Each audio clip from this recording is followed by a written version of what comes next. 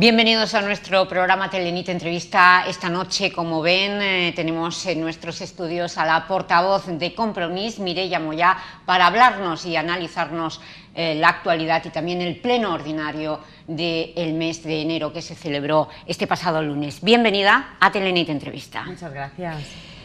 Antes de hablar del pleno, de los asuntos que se abordaron, hay en este 2018 una nueva polémica sobre la mesa.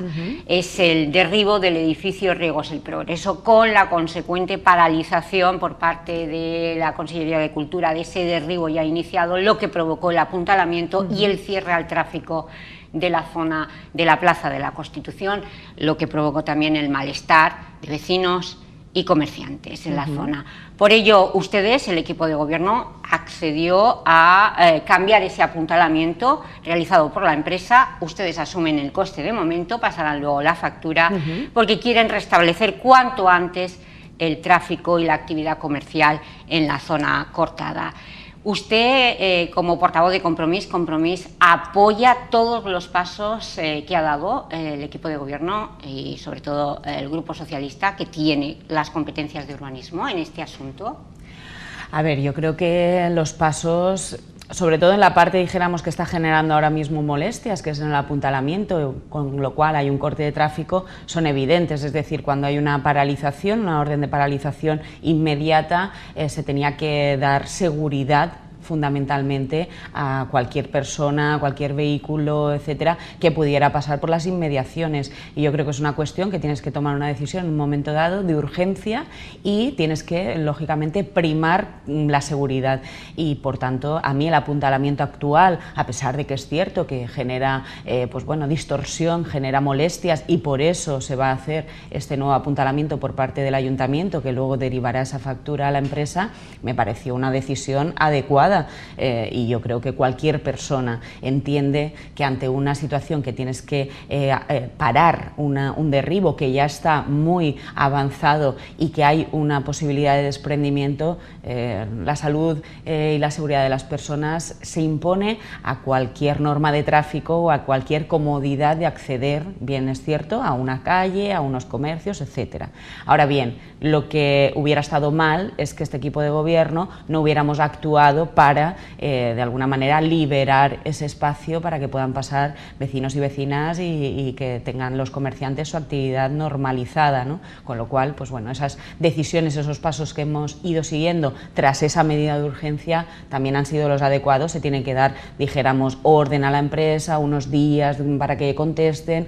No han querido, dijéramos, asumirlo por su propia voluntad, con lo cual, al pasar esos días obligados que teníamos que el ayuntamiento dar, pues lo iniciamos nosotros. Esta semana quedará completamente resuelto y tendremos las dos cosas: seguridad, por un lado, y liberar un espacio tan importante como es esa calle, claro. Pero todo esto lo ha provocado por esa medida de carácter urgente que el propio concejal de urbanismo criticó, que venía de la Consellería que está en manos de Compromís de Cultura. Paralizó un derribo, como ha dicho usted, que ya se había iniciado. Llegó tarde esa medida de urgencia. Tenía que haberse derribado el edificio Riegos el Progreso. A ver, yo creo que hay una cuestión aquí. Lo firma un técnico, y un técnico que sobrepasará, estaba con los antiguos gobiernos del Partido Popular, sigue estando y seguirá estando. Es un técnico que decide en un momento dado elevar esa orden para tener una seguridad jurídica respecto a la preservación o no de esa fachada, de ese edificio. Yo lo dije desde el primer momento, para nosotros la seguridad jurídica nunca viene mal, ¿verdad? Porque además, precisamente en estos últimos tiempos, lo que ha faltado es tener seguridad jurídica respecto a decisiones que tomaban gobiernos municipales o autonómicos. Ahora bien, yo también me sumé a una crítica, y me parece normal, cuando en una mesa de patrimonio, antes de que acabara el año, se expuso esta cuestión y estaba precisamente el técnico de Consellería y no hizo ninguna observancia, ni tampoco indicó que probablemente Consellería debía de estudiar la situación. Si en ese momento ese técnico hubiera alertado de la situación, ni siquiera se hubieran iniciado las obras de derribo. Para nosotros hubiera sido mucho mejor, y para los ilicitanos y ilicitanas, el que a nivel técnico desde Consellería se haya llegado un poco tarde, la verdad, pues ha creado estas molestias. Ahora bien, que resuelvan.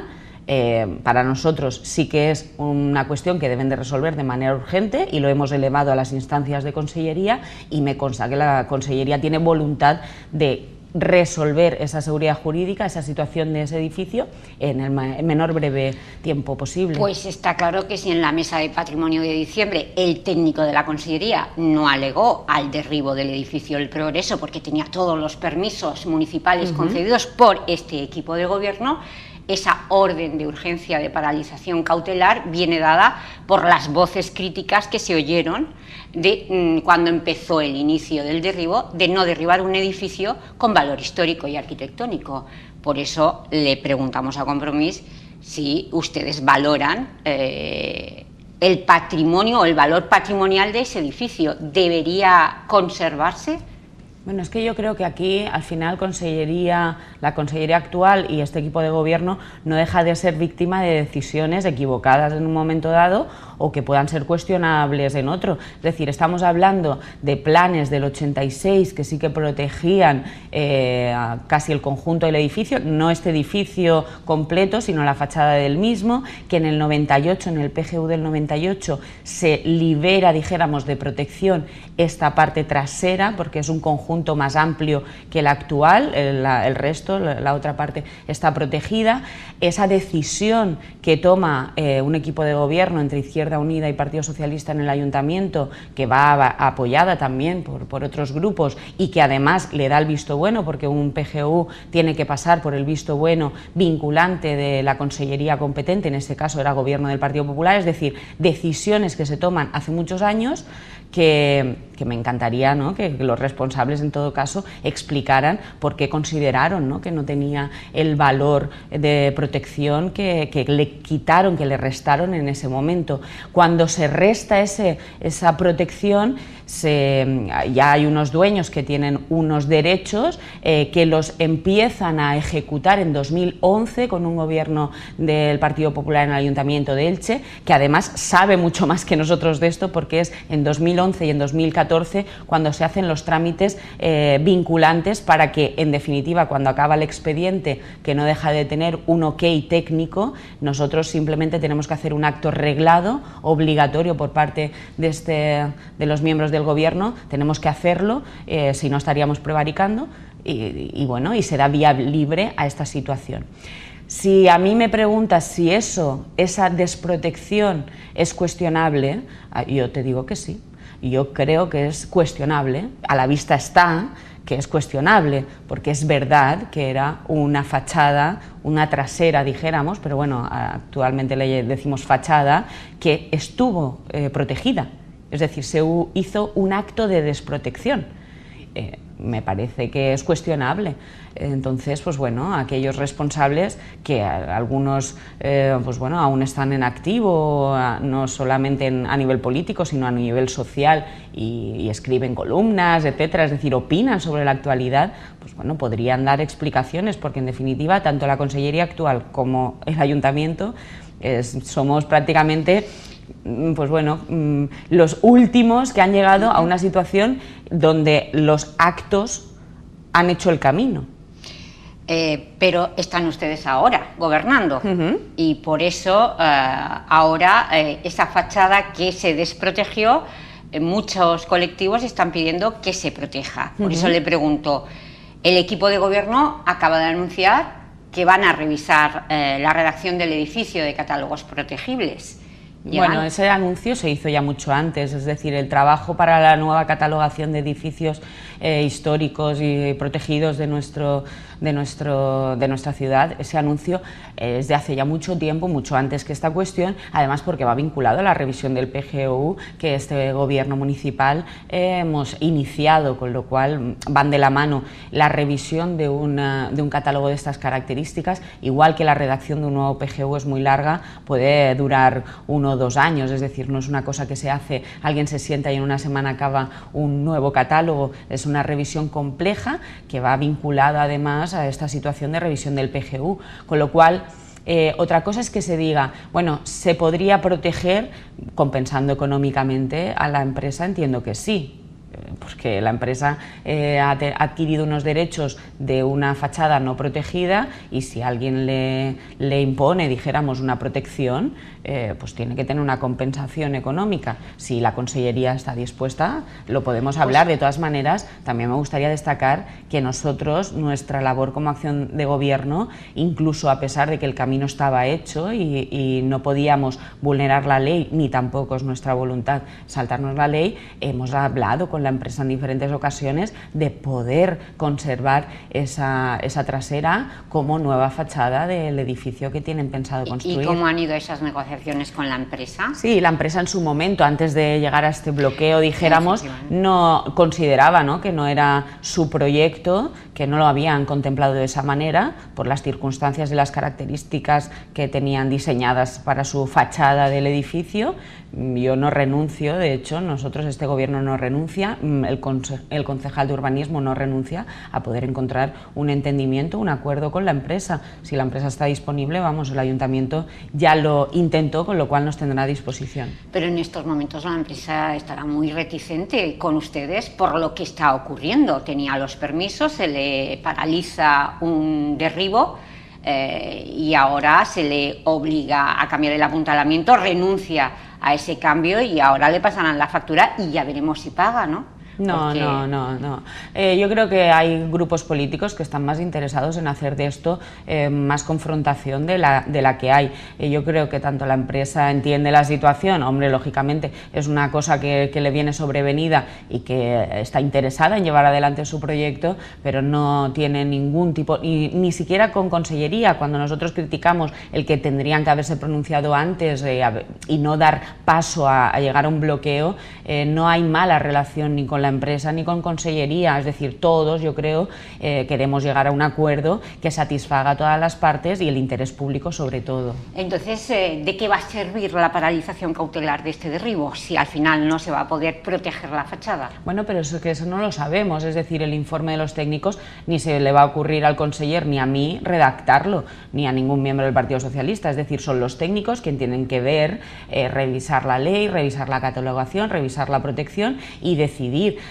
Yo creo que eso es una cosa evidente, que lo que escriban, pues bueno, será vinculante, es decir, si dicen, por ejemplo, una protección de esa fachada retranqueándola, porque la decisión parece ser de desprotegerla era porque, bueno, cualquier persona que conoce esa zona y cualquier persona que sabe de qué edificio estamos hablando, es verdad que no está alineada con el resto de la calle. Invade por completo el file de foro. Por completo, entonces esa fue, parece ser, la decisión de desprotegerlo, de dejarlo fuera de ordenación, con la intención de alinearlo con el resto de la calle. ¿Se puede alinear conservando la fachada? Sí. Con lo cual, si eso puede llegar a ser un acuerdo, adelante, es decir, si no, pues bueno, cada uno tomará las posturas. Ahora, eso deberá estar escrito, es decir, en el momento que esté escrito, las partes, dijéramos, nos pondremos a ejecutar esa decisión, que en definitiva lo que estará escrito estará en norma. O sea que el permiso que se le dio era, ya que se había desprotegido esa trasera, se le dio para retranquear el edificio y construir oficinas. No, la desprotección que se hizo, es decir, yo lo que entiendo es que en su momento, cuando hubo una protección, cualquier obra que se hubiera hecho en ese edificio hubiera significado la conservación, porque había una protección, y probablemente, dijéramos, lo que yo cuestiono o no acabo de entender de lo que pasó en el 98 es por qué no se indicó que tenía que haber una protección y que cualquier obra tenía que llevar el retranqueo para alinear. No se hizo, directamente se dejó fuera de ordenación con el argumento de que estaba fuera, ¿no?, de la alineación de esa calle. Esa es la situación que nos lleva a la actualidad. Es decir, si se preserva lo que en el 88, el 86 venían a decir, es decir, que tenía un valor de protección, con el argumento posterior, que es que la alineación es necesaria. Es decir, pero hay dos decisiones, y es verdad que una es posterior a la del 86, que la del 98, que están ahí y que pueden llevar a contradicción. que tendrá que resolverse, por eso la seguridad jurídica, es decir, que se resuelva. Si en definitiva hay un informe técnico que dice pues la protección no se justifica el que se desprotegiera, por tanto se puede proteger y es verdad que hay un argumento de alineación, pues adelante. De todas maneras, la obra actual, aunque no conservara esa fachada, es obligado que se... Que retranque. Sí, bueno, sin lugar a dudas. Ya lo que nos faltaba. Sí. Pero los colectivos han pedido a la Consellería de Cultura, los que están totalmente en contra del derribo de este edificio histórico, de esta fachada desprotegida, han pedido que se catalogue o que se declare bien de relevancia local. ¿Ustedes apoyan esa petición como compromiso? Porque muchas de las plataformas están ustedes, como la plataforma Sálveme el Mercat. Nosotros, todo lo que es proteger el patrimonio ilicitano nos parece bien, es decir, además somos un municipio que cualquier persona puede verlo en otras ciudades grandes que ha sufrido el patrimonio ilicitano graves agresiones, es decir, solo tienes que ir a cascos históricos de otras ciudades, algunas de ellas muchísimo más pequeñas que las nuestras, o discutiría yo el valor comparado al nuestro, pues bueno, yo creo que se ha agredido bastante el patrimonio ilicitano, con lo cual aquellos elementos que tienen un valor patrimonial, pues el carácter proteccionista a nosotros nos parece bien. Otra cosa es que se diga que las decisiones que tuvimos que tomar no fueran acorde a ley. Son acorde a ley y no había otra posibilidad que tomar esa decisión de llevar adelante algo que, ya digo, viene arrastrándose de una decisión del 98 y de un inicio del 2011. Pero cualquier elemento de protección nos puede parecer bien, con lo cual si eso acaba siendo un acuerdo y todas las partes, o acaba siendo una decisión técnica que ponga la Consellería, para nosotros no será una molestia. Eso no quiere decir que con ese argumento digamos que el gobierno municipal actual ha hecho algo que no debiera hacer. Ha hecho lo que tenía que hacer y discutimos que se tomaran ciertas decisiones desde el ámbito político desde hace ya tiempo que nos llevaran a esta situación. ¿Este asunto ha deteriorado las relaciones con su socio de gobierno? Pues no, y además es que todos los meses me preguntáis lo mismo. No sé por qué alguien piensa que se tiene que deteriorar. ¿Por las críticas de la oposición? Pero bueno, si tuviera en cuenta yo las críticas de la oposición, yo creo que algunas, pues bueno, son críticas que casi obligadas para salirse de contextos que no quieren explicar. Por ejemplo, ¿por qué no nos explica Mercedes Alonso cuando vaya a la Audiencia Nacional como testigo de la defensa de los acusados de Gürtel, qué es lo que va a decir sobre la financiación ilegal del Partido Popular que Ricardo Costa ha dicho que se produjo? Me encantaría que Mercedes Alonso resolviera esa situación. Ahora, yo entiendo que Mercedes Alonso no quiere hablar de eso y su partido pues intenta meter cizaña en un gobierno que toma decisiones que no somos el mismo color político, que probablemente si gobernáramos cada uno de una manera, dijéramos, individual, pues a lo mejor tomaríamos otras decisiones, pero que los acuerdos que hay y que se toman están consensuados.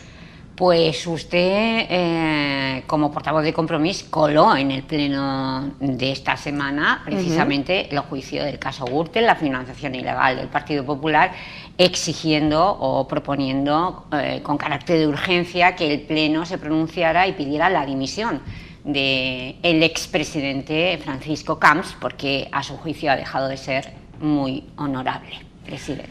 Claro, bueno, lo que hay que entender es que hay una ley que hizo el Partido Popular en 2002 de estatutos de expresidente que da la posibilidad a los expresidentes no solamente a tener ciertos privilegios como es tener, pues bueno, chofer, escolta, secretario, un local, etcétera, sino formar parte del Consell Jurídic Consultiu y por tanto tener una nómina bastante considerable, es decir, el coste anual del señor Camps de las arcas públicas, que también son recursos de ilicitanos y ilicitanas, está en torno a 140.000 euros. Eso, unos privilegios que van por ley. Y esto la misma semana, es decir, el por qué nos pronunciamos de urgencias, porque hay pleno días después, pocos días después de que se señale con todo lujo de detalles por parte del exsecretario general del Partido Popular, el señor Ricardo Costa, a Francisco Camps como el promotor, la matriz de la financiación ilegal del Partido Popular, y además afirmando que sí, que se produjo en la campaña de 2007 y 2008 financiación ilegal del Partido Popular, que haya confesado confesado, no solamente Ricardo Costa, sino los empresarios que pagaron,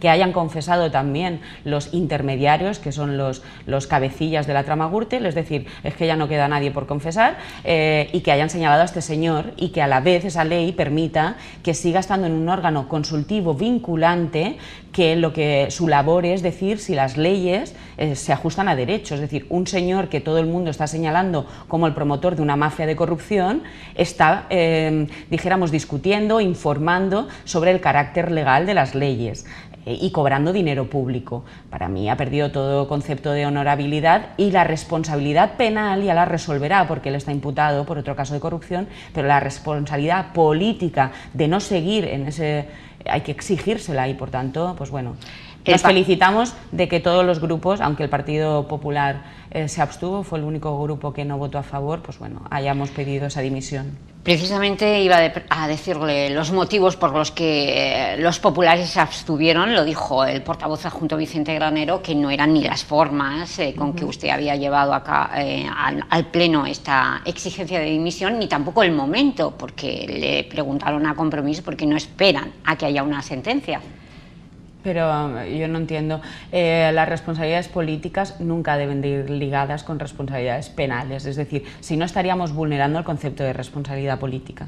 Es decir, la exigencia de honorabilidad de un cargo como es el expresidente de la Generalitat, que además, si fuera que no tuviera prebendas, privilegios, sueldo público, no estuviera en el jurídico consultivo, etcétera, pues se le estaría señalando, dijéramos, por las confesiones que han hecho los miembros de la trama de corrupción Gürtel, pero no estaría, dijéramos, cobrando unos recursos públicos que de alguna manera, pues yo entiendo que hay que evitar que cobre, porque lo cobra en condición de honorabilidad por ser expresidente, pero cuando pierdes esa condición, entonces ¿qué haces? Y después yo no tengo la culpa de que Ricardo Costa o la Audiencia Nacional o Enrique Ortiz o los empresarios o Francisco Correa hayan confesado. Yo no he hecho el calendario del juicio que se está celebrando. Pero esto pasó hace una semana, y una semana después tenemos pleno del Ayuntamiento. Se han pronunciado las Cortes Valencianas ya, se han pronunciado ayuntamientos como Valencia y Castellón. Parece mentira, ¿no? Y Alicante, es decir, siempre dicen que tengamos en cuenta que somos la tercera ciudad de la Comunidad Valenciana, pues bueno, hemos sido la tercera en pronunciarnos.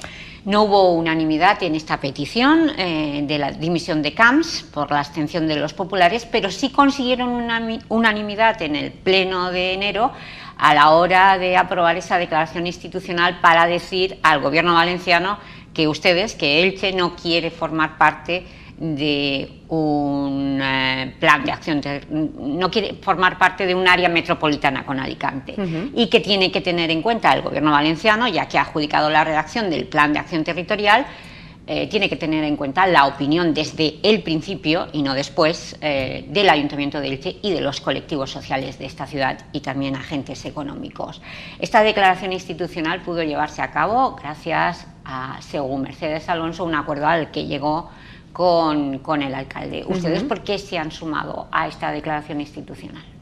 Bueno, porque compartimos la esencia de lo que dice, y de hecho compartimos, tanto es así como que el gobierno valenciano también lo comparte. Por eso este PAD no es del área metropolitana de Alicante-Elche, es de las áreas metropolitanas de Alicante y Elche. Es que ya de por sí la propia definición de la convocatoria pública para redactar este plan ya dejaba claro que estamos hablando de diferentes áreas metropolitanas. Y además me gustaría que la gente supiera, porque el Partido Popular se ve que no está muy interesado en decirlo, que afecta a 14 municipios, es decir, no estamos hablando de Elche y Alicante como dos ciudades, dijéramos, en las que pivota el PAD, estamos hablando de 14 municipios donde hay que hacer una visión territorial, no solamente de movilidad tan imprescindible, sino también pues, de temas de sostenibilidad, medioambientales, etcétera.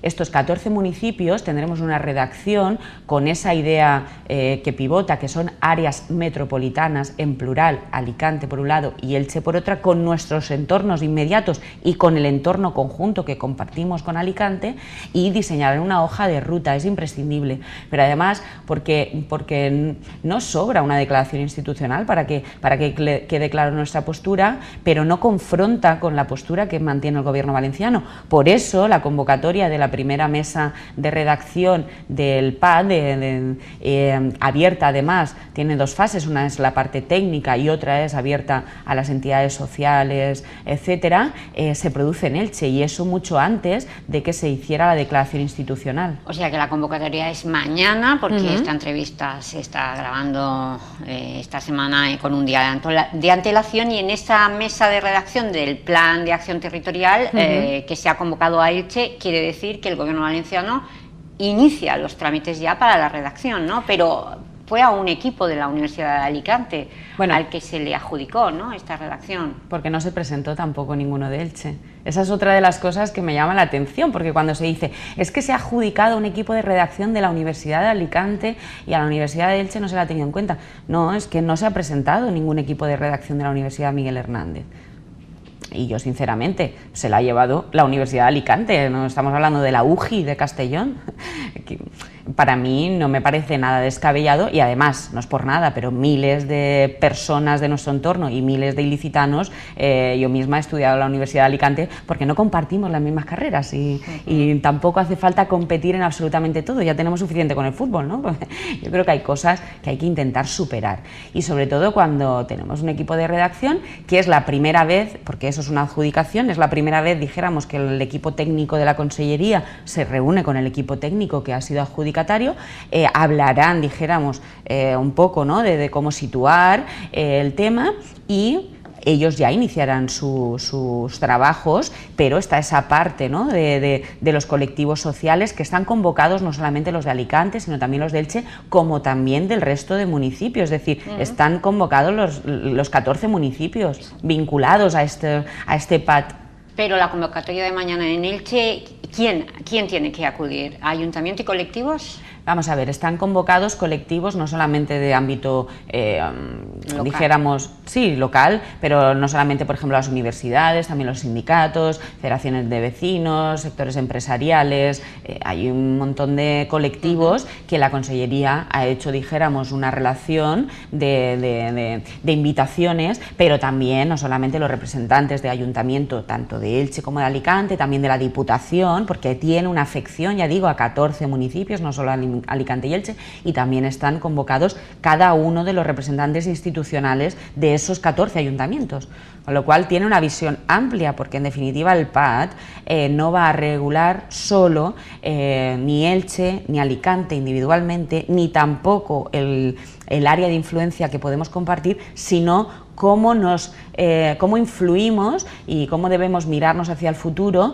entre 14 municipios que tenemos mucho que decir. Alicante con su área metropolitana o sus municipios de influencia, y Elche con sus municipios de influencia y las dos capitalidades entre nosotras. Pues estaremos pendientes de esa estrategia territorial que comienza mañana con esa mesa de trabajo. Y terminamos, porque nos quedan muy pocos minutos, hablando de turismo, porque este mes de enero ha sido el mes de la Feria Internacional de Turismo, que es la más importante del mundo, que se celebrará en Madrid, que el Ayuntamiento lleva décadas acudiendo a ese FITUR, a ese escaparate internacional, para promocionar la ciudad de Elche como destino turístico.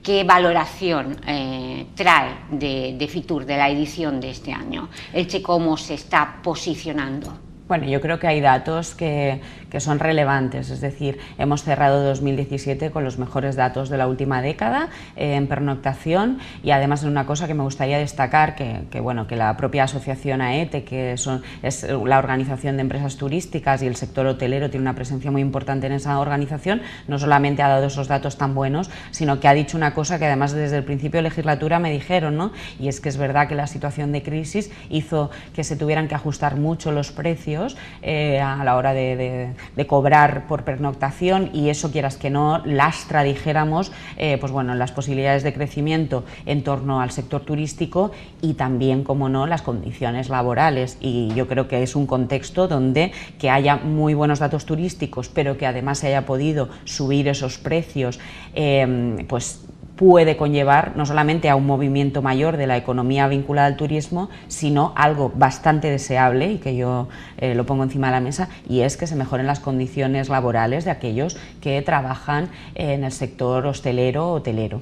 Eso, la verdad, es un buen dato. A nivel de Fitur también. ¿Por qué? Porque tanto la parte profesional, Fitur está dividida en unos días dedicados al sector profesional y otro abierto al público. Tanto la parte profesional como la parte al público han sido uno de los mejores datos, han crecido muchísimo, y eso es porque hay movimiento, y la Comunidad Valenciana, además, donde nosotros hemos tenido presencia en los stands tanto de Costa Blanca como de Comunidad Valenciana, pero de Comunidad Valenciana estaban distribuidos por producto, ya lo hicieron el año pasado, y hemos estado en cada una de las mesas de producto, de experiencias que se pueden vivir en la Comunidad Valenciana. Elche ha tenido presencia, pues bueno, hemos tenido la suerte, ¿no?, de ser premiada por Fitur como el mejor stand de comunidad que ha habido esta edición, con lo cual nos hemos expuesto al público de una manera, además, mucho más barata que lo hacían los antiguos gobiernos del Partido Popular, pero además, ¿no?, con una calidad y un valor añadido importante.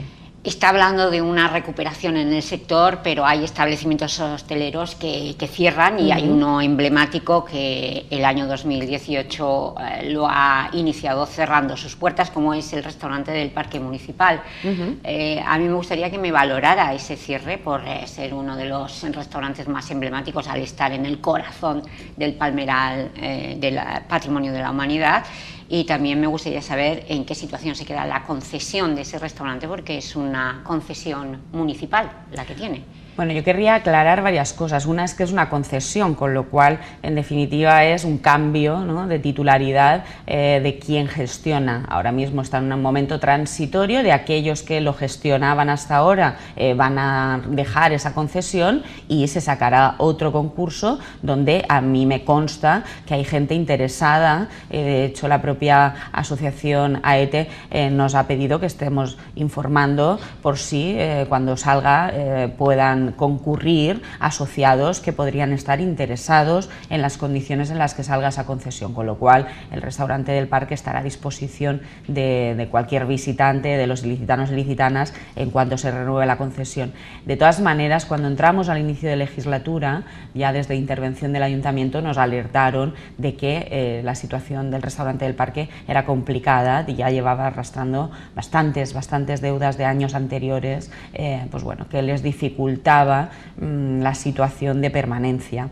El Ayuntamiento ha intentado, ¿no?, tener pues bueno, una especie de ayuda, ¿no?, de poder a lo mejor, ¿no?, que solventaran esa situación que estaban arrastrando y que ya les había generado una bola considerable, pero lógicamente no podemos pues bueno, rescatar, como se ha hecho con otros, rescatar un ámbito privado y la bola, yo entiendo, las dificultades que se han sumado de los últimos años, pues le ha llevado a esta situación. Ya digo, algo que nosotros desde el primer momento nos encontramos pues una situación muy difícil a nivel económico que venía de la anterior legislatura. Pero en estos momentos, ¿la propiedad ha renunciado a la concesión o solo lo ha hecho verbalmente? A nosotros nos consta que quieren renunciar a esa concesión. Yo la semana pasada pregunté si oficialmente se había registrado esa renuncia. Me dijeron que todavía no se había renunciado, cosa que puede ser por una cuestión simplemente de papeleo, porque por la voluntad manifestada es esa.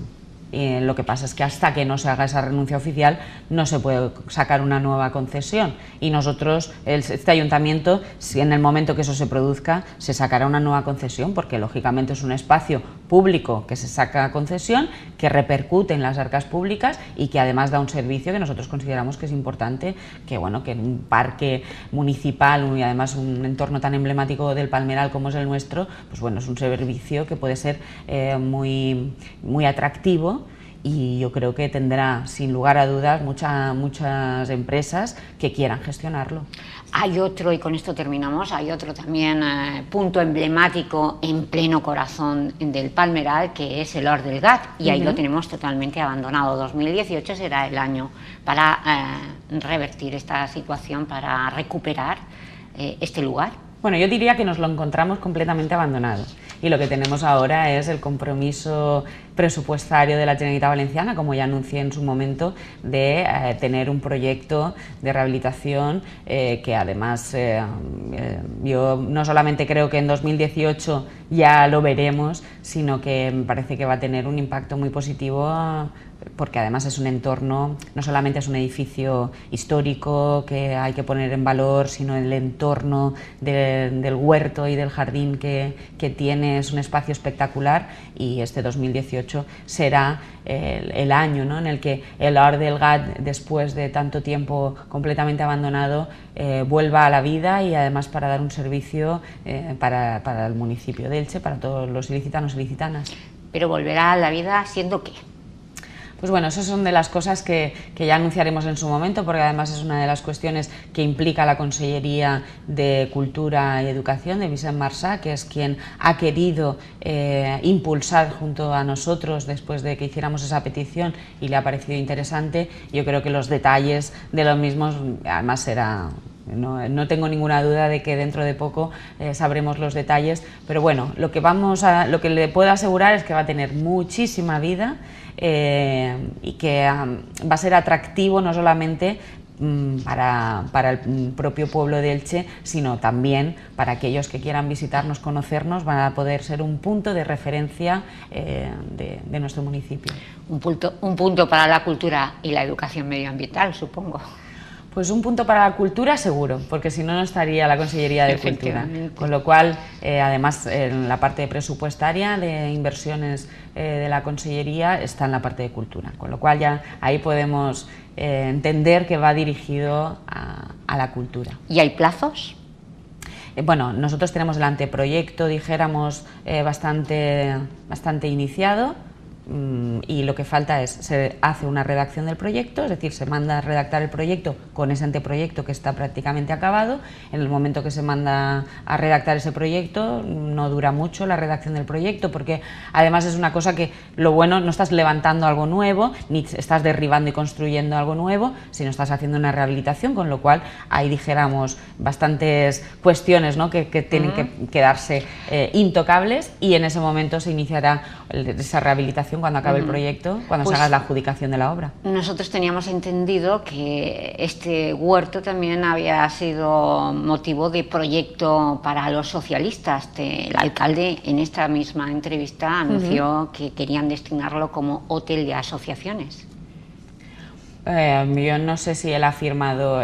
Bueno, es que me puedo pensar que esa palabra es bastante descriptiva de lo que estoy yo hablando.